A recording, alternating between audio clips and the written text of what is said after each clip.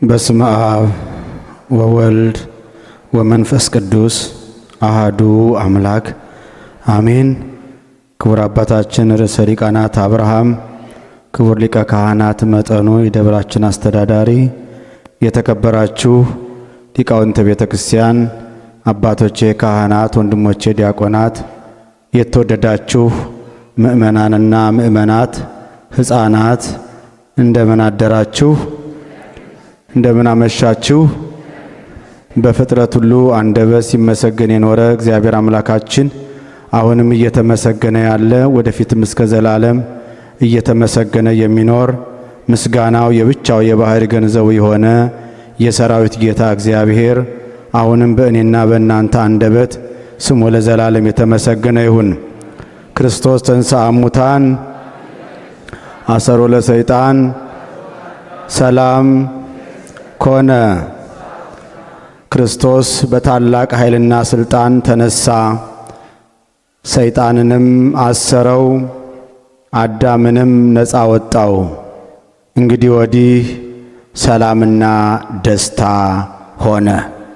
እንኳን አደረሳችሁ። እስቲ አንድ ጊዜ አመስግኑ።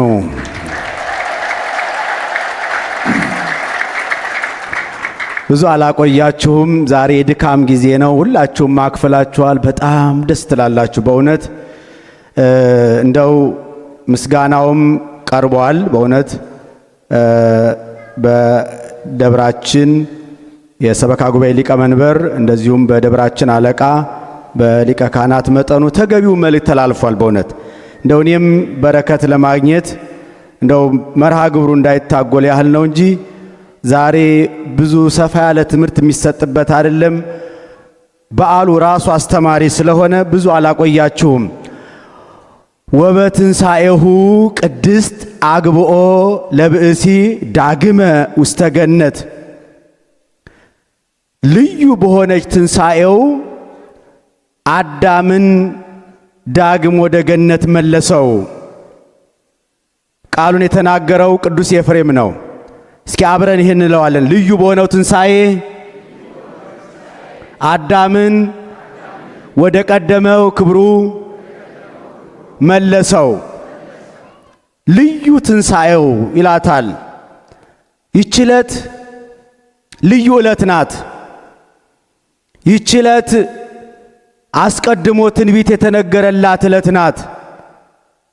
ይህች ዕለት ለልበ አምላክ ለዳዊት ተገልጦለት ዛቲ ዕለት እንተ ገብረ እግዚአብሔር ኑ ንትፈሳ ወንትሐሰይ ባቲ። ይህች ዕለት እግዚአብሔር የፈጠራት ዕለት ናት። እግዚአብሔር ያዘጋጃት ዕለት ናት። ከፍ ከፍ ያደረጋት ያከበራት የቀደሳት ዕለት ናት።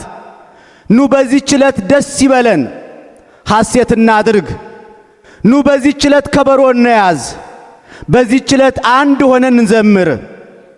ባሮች ነፃ የወጡባት፣ እስረኞች ነፍሳት የተፈቱባት፣ አሮጌው አልፎ አዲሱ የጸናባት፣ ጨለማው የተገፈፈባት 5500 ዘመን ሙሉ የፍዳ የመርገም ድንጋይ ተጭኖን የነበርን ድንጋያችን የተንከባለለባት ዕለት ስለሆነች ይህች ዕለት የዕለታት ሁሉ በኩር፣ የዕለታት ሁሉ ራስ፣ የነገራችን ሁሉ ርዕስ የሆነች ዕለት ስለሆነች ለዚህ ዕለት ስላደረሰን አምላካችን በድጋሚ ክብር ምስጋና ይግባው። ይህችን ዕለት ለማየት ነው እንግዲህ 55 ቀናት በጾም በጸሎት ተጠምደን በቤቱ ተገኝተን በምህላ በተማህጽኖ በልመና በምህላ አቤቱ ምሕረትን አውርድ፣ ይቅርታን አውርድ፣ ማረን፣ ይቅር በለን፣ ራራልን፣ እዘንልን እያልን ደጅ ስንጠናባት የነበረችው ዕለት ይህች ዕለት ናት። አስቀድሞ 55 ቀን ደጅ የጸናንላት፣ አሁን ደግሞ 50 ቀን የምናከብራት ይህች ዕለት የበዓላት ሁሉ በኩር ተብላ የምትጠራ የሐዲስ ኪዳን ሰንበት፣ የክርስቲያኖች ሰንበት።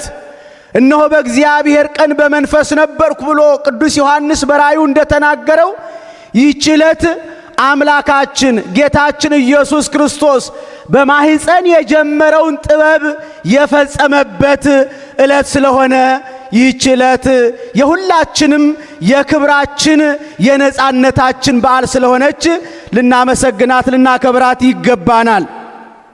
የሃይማኖታችን ትርጉም ዛሬ ነው።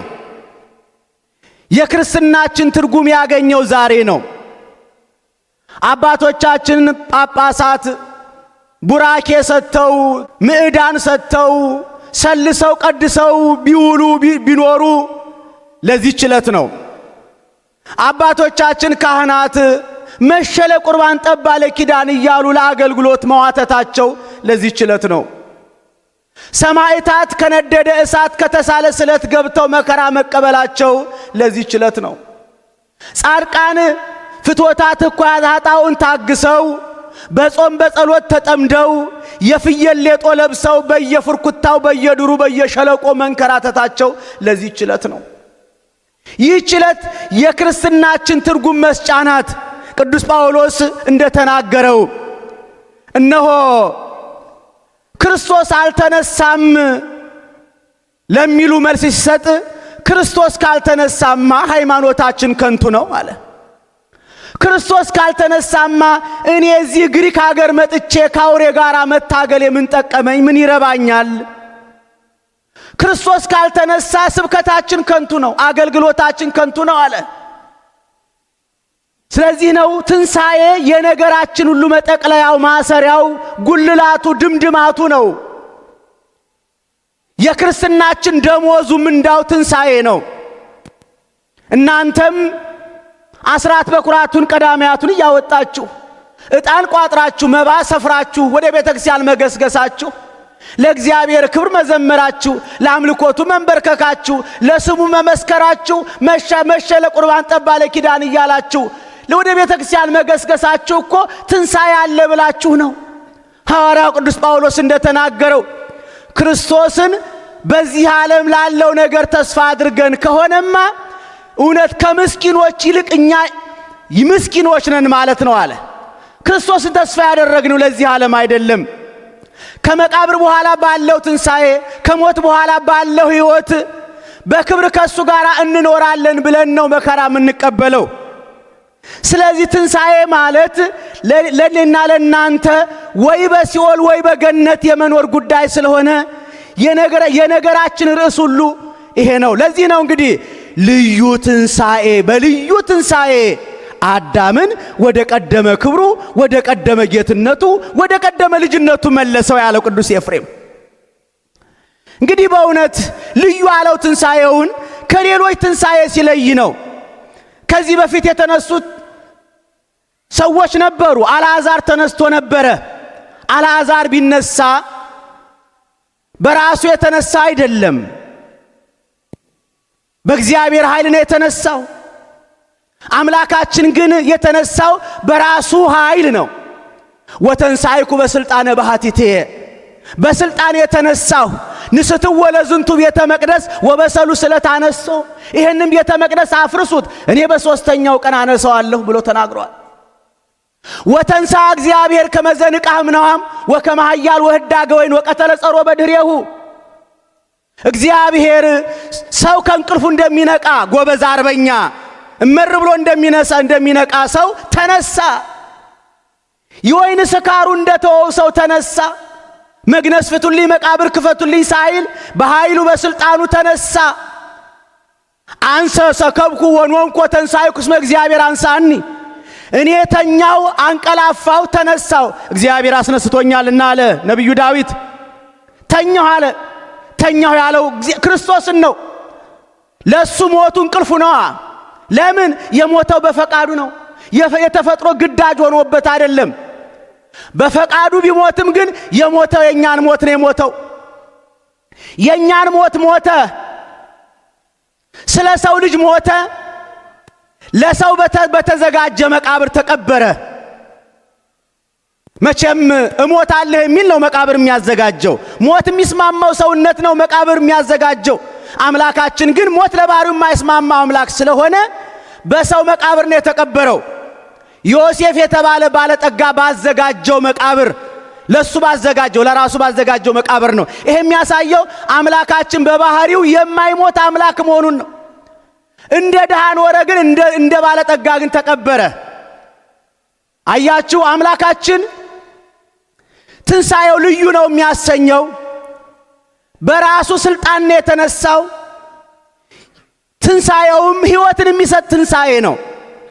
የና አልዓዛር ትንሣኤ ሕይወትን አልሰጠም። የአምላካችን ግን ትንሣኤው ለሁላችንም ሕይወትን ሰጠን። ቅዱስ ያሬድ በትንሣኤሁ እስመ ከፈለነ ሕይወተ ዚአሁ ወአብአነ ውስተ ፍስሐሁ ይላል።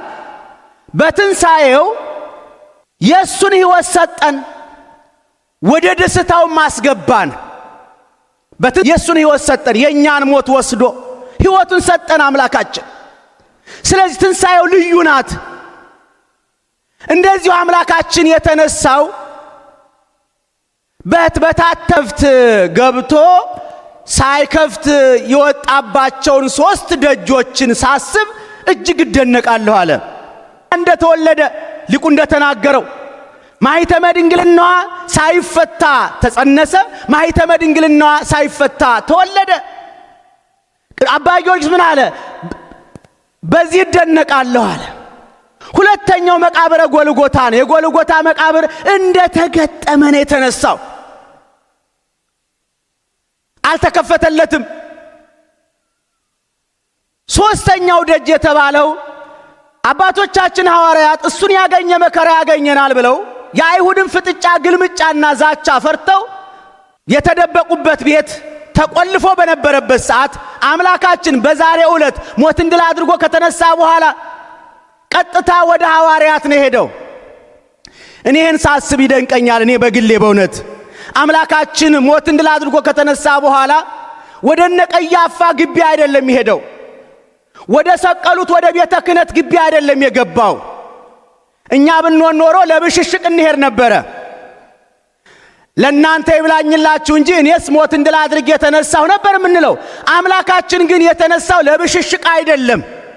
ተመልከቱ፣ በትንሣኤው እንኳን ትሕትናውን ገለጠ። ሲወለድም በትሕትና ነው ነበረች። ሲነሳም በአጀብ በወጀብ አይደለም። ማንም ሳያየው መቃብሩ እንደተለሰነ እንደተገጠመ ተነሳ። ይሄ ትሕትናውን ያሳያል። ከተነሳም በኋላ ወደ እነ ቀያፋ ግቢ መሄዱን ትቶ ወደ ሐዋርያቱ ጋር ነው ሄደው። በእውነቱ ወደሚወዳቸው ወደ ኢሳሳላቸው ወደ ነበረ ወኢተሃጉለ አሐዱ ይምኔው የሰጠኸኝን ጠበቅኳቸው። አሁንም አባት ሆይ ከዚህም በኋላ አንተ እንድትጠብቃቸው አደራ እልሃለሁ እንዳለ አምላካችን እጅግ ይንከባከባቸው ወደ ነበሩ ደቀ መዛሙርቱ ነው ሄደው። ከሄደ በኋላ በተዘጋ ቤት ገብቶ ሰላም ለእናንተ ይሁን፣ አስታረቅኳችሁ፣ መከራ ቀረላችሁ፣ እንኳን ደስ አላችሁ ብሎ የምስራች ሰበከላቸው። ለሁላችንም እንኳን ደስ አላችሁ ይበለን። ይሄ ምስራች ዛሬም ለኔናም ለእናንተ ያስፈልገናል። በተለያዩ ምክንያቶች በፍርሃት ቆፈን ለተዋጥን ለኛ ያስፈልገን። በተለይ ለኛ ለኢትዮጵያውያን በገዛ ምራቃችን ለታነቅን፣ በእርስ በርስ ጦርነት ለምንተላለቅ፣ ያቺ የዳቦ ቅርጫት የተባለች ከተራሮቿ የሰላም ወተት የሚታለብባት ዙሪያዋ በምንጭ ውሃ የታጀበች የቅዳሴ መላእክት የሚታወጅባት የቅዱሳን መዲና የዓለም ሙዚየም የመለኮት ዙፋን ተብላ የምትጠራ ቅድስት ሀገራችን ኢትዮጵያ ዛሬ የሰው ደም እንደ ጎርፍ በሚፈስበት በዚያች ሀገር ዛሬም ሰላም ለእናንተ ይሁን የሚል የምስራች ያስፈልገናል። ወገኖቻችን በዚህ ሰዓት ጥሪ የሚያለቅሱ አሉ። ችግር እንደ ተራራ እንደ ኮረብታ ተጭኗቸው የሚያለቅሱ አሉ። ቤታቸው ፈርሶባቸው በባለ ጊዜዎች ንብረታቸውን ተነጥቀው አግኝተው ያጡ ከብረ የተዋረዱ ስንት ዜጎች አሉን። ለነዚህ ዜጎች አሁንም በእውነት ይሄ ምስራች ያስፈልገናል። አሁንም ኢትዮጵያ ውስጥ በተዘጋ ቤት ውስጥ የሚያለቅሱ እንደ ሐዋርያት የመሰሉ አሉ። ካሁን ምን ይገጥመን ይሆን? ካሁን ምን ይመጣብን ይሆን እያሉ የባለ ጊዜዎችን ሰይፍና ሾተል ፈርተው ተደብቀው ተሸሽገው ያሉ እንደ አራዊት ጫካ ውስጥ የሚሽሎከሎኩ ወፍ በበረረ እንጨት በተሰበረ ኮሽ ባለ ቁጥር የሚደነግጡ ምስኪን ወገኖች አሉን። መጻጉዕ የሆኑ በችግር በረሃብ በጦርነት ወገባቸው የጎበጠ ወገን አለን። ለነዚህ ወገኖቻችን ሰላም ለእናንተ ይሁን ያስፈልጋል። ሰላም ለእናንተ ይሁን አላቸው። ደስ ይላል በእውነት። እንዴት ከናንተ መካከል አንድ እንኳን ለመከራ ምስክር የሚሆን እንዴት ይጠፋል ብሎ እኮ አላሳጣቸውም። እኛ ብንሆን ኖሮ አቤት ወቀሳችን። አምላካችን ግን አልወቀሳቸውም። እንደውም በርህራሄ አስታረኳችሁ፣ እንኳን ደስ አላችሁ ነው ያላቸው። ደግ አምላክ ነው የኛ አምላክ። 3 ዓመት ከ3 ወር ከጄ እንዳልበላችሁ በዋልኩበት ውላችሁ ባደርኩበት አድራችሁ የቃሌን ትምህርት ሰምታችሁ የእጄን ታምራት አይታችሁ ከጄ ያበረከትኩትን እንጀራ በልታችሁ እንዴት ለምስክርነት ለአንድ ደቂቃ ለአንድ ሰዓት እንኳን ከኔ ጋር መቆም አቃታችሁ አላላቸው። እስማ አንተ ተአምር ድካሞ ለሰብ፣ አንተ የሰውን ድካም ታውቃለህና እንዳለው ሊቁ ድካማቸውን ያውቃል። ፈሪ ድንጉጥ ባህሪ የትም ያለው ሰውነት እንደለበሱ ያውቃልና በእውነት ሁሉን አዋቂ አምላክ ወቀሳውን ትቶ አመሰገናቸው፣ ደስታውን አበሰራቸው። ሰላም ለእናንተ ይሁን አላቸው። ያን ጊዜ ሐዋርያት ደነገጡ። ያልጠበቁት ነገር ነው። በእንቅርት ላይ ጆሮ ደግፍ ሆነባቸው። እንዴ በር ቆልፈን በቃ መዳን አልቻልንም ማለት ነው አሉ። ምታት መስሏቸው። አይዟችሁ እኔው ነኝ እኮ መምህራችሁ እኮ ነኝ፣ ፈጣሪያችሁ እኮ ነኝ። እስኪ ዳሱኝ ይሁኝ፣ እስኪ አይዟችሁ አትፍሩ አላቸው። አምላካችን ለሁላችንም አትፍሩ ይበለን። ብዙ የሚያስፈሩ ነገሮች አሉ በእውነት። እና አባ ጊዮርጊስ ምን አለ? 3 ደጆች ያስደንቁኛል አለ። ከ3ቱ ደጆች ደግሞ የመጀመሪያው ደጅ ያስደንቀኛል አለ። የትኛው? የእመቤታችን። ሌሎቹ ተደርገዋል። አዎ በተዘጋ ቤት ውስጥ መግባት በብሉይ ኪዳንም ተደርጓል። ነብዩ ዕንባቆም በተገጠመ ጉድጓድ ገብቶ ዳንኤል መግቦ ወጥቷል። ለጣዖት አልሰግድም በማለቱ ተራባ አንበሳ ጉድጓድ ውስጥ ጥለውት ከላይ ድንጋይ ገጥመውት ሄዱ ይላል። ተርቦ ነበርና የእግዚአብሔር መልአክ ነብዩ ዕንባቆምን ለአጫጆች ምሳ ይዞ ሲሄድ የያዝከውን ምሳ ወስደ ለዳንኤል ስጠው አለው። እኔ ዳንኤል ያለበትን አላውቅም አለው። አንዲት ልጃገረድ ዋሌቷን ይዛ በብቷ ይዛ እንደምትዞር አንድ ጸጉር ዘለላውን ይዞ ዳንኤል ካለበት ቦታ ደረሰው ይላሉ። ጉድጓዱ እንደተገጠመ ሳይከፍት ገብቶ ዳንኤልን መግቦት ወጣ ይላል። ይሄ አሁን ላለው ምስክር ነው። የአናብስት ጉድጓድ የተባለችው እመቤታችን ናት። የአናብስትን ጉድጓድ ማንም እንደማይደፍረው ሁሉ እነሆ የእመቤታችንም ሰውነት በዚህ ዓለም ፍትወት ፍላጎት በዚህ ዓለም ኃጢአት አይደፈርም፣ አጋንንትም አይጠጉትም ሰውነቷን። ዳንኤል የምእመናን ምሳሌ ነው። ነብዩ ዕንባቆም ክርስቶስን ይወክላል። ነብዩ ዕንባቆም ሳይከፍት ገብቶ ዳንኤል መግቦት እንዳረገ ሁሉ አምላካችንም በእህቱም ድንግልና ተጸንሶ በእህቱም ድንግልና ተወልዶ ስጋውን ቆርሶ ደሙን አፍሶ እኛን ምእመናን የመመገቡ ምሳሌ ነበረ። አባ ጊዮርጊስ የእመቤታችን ማኅፀን ያስደንቀኛል ያለው ከሷ በፊት በድንግልና የጸነሰ የለም፣ ከሷም በኋላ በድንግልና የወለደ የጸነሰም የለም። ስለዚህ ብቸኛ ናት። በተዘጋ ቤት ገብቶ መውጣትም መልአኩ አድርጎታል። ቅዱስ ጴጥሮስን ባሰረው ጊዜ ሄሮድስ መልአኩ ገብቶ እስር ቤቱ እንደተዘጋ ሰንሰለቱን ቆርጦለት እስር ቤቱ እንደተዘጋ ይዞት ወጥቷል። ምንም አዲስ ነገር የለም። የእመቤታችን ግን ብቸኛ ነው፣ ምሳሌ የሌለው ነው። ለዚህ ነው በታተመ መቃብር አምላካችን ወጣ። ድንጋዩን ያንከባለለው እግዚአብሔር መልአክ ነው። ቀኑ ማታውን ሙሉ በእውነት ሽቱ ለመዘገብ መከራ ሲያዩ ለነበሩ ሴቶች ስጋውን ሽቱ ቀብተው ለመሰናበት፣ የኛ አምላክ ግን የሚሰናበቱት አምላክ አይደለም፣ አብረውት የሚኖሩት አምላክ ነው እንጂ። ሴቶቹ ግን ሊሰናበቱ ሽቶ ይዘው ወደ መቃብሩ ሄዱ። ግን ሲሄዱ ምንድነው የተባሉት? ሕያውን ከሙታን መካከል ስለምን ትፈልጉታላችሁ? እንደተናገረው ተነስቷል እንጂ በዚህ የለም። አላቸው። እንደተናገረው ወደ ኢየሩሳሌም ይወጣለሁ፣ ለካህናት አለቆች ታልፌ እሰጣለሁ፣ ይሰቅሉኛል፣ ይገሉኛል፣ በሶስተኛው ቀን እነሳለሁ ብሎ ነበርና እንደተናገረው ተነስቷል አላቸው እግዚአብሔር መልአክ። ነገር ግን እነዚህ ሴቶች ይደነቃሉ። ድንጋዩን ማን ያንከባልልልን ነበር እያሉ ነበረ ያስቡት፣ ይጨነቁ የነበረው። እስኪ አስቡት፣ ሐዋርያት ያስፈራቸው የአይሁድ ጡጫ ነው። ሴቶች ደግሞ ያስፈራቸው የአይሁድ ጡጫና ግልምጫ ሳይሆን ድንጋዩ ነበረ። ሐዋርያትና ሴቶቹ የሚፈሩበት የተለያየ ነው። ዛሬም እኔና እናንተ የምንፈራበት ጉዳይ የተለያየ ነው። አንዳችን የምንፈራው ሌላችን ላይ ያስፈራን ይችላል። ጉዳያችን፣ ችግራችን፣ ገበናችን የተለያየ እንደሆነ ያስረዳናል። ሴቶቹ አይሁድን አይደለም የፈሩት፣ ወይም ግርማ ሌሊቱን አይደለም የፈሩት፣ ድምፅ አራዊቱን አይደለም የፈሩት። ድንጋዩን ማን ነው የሚያንከባልልልን ነበር ስጋታቸው። ለምን?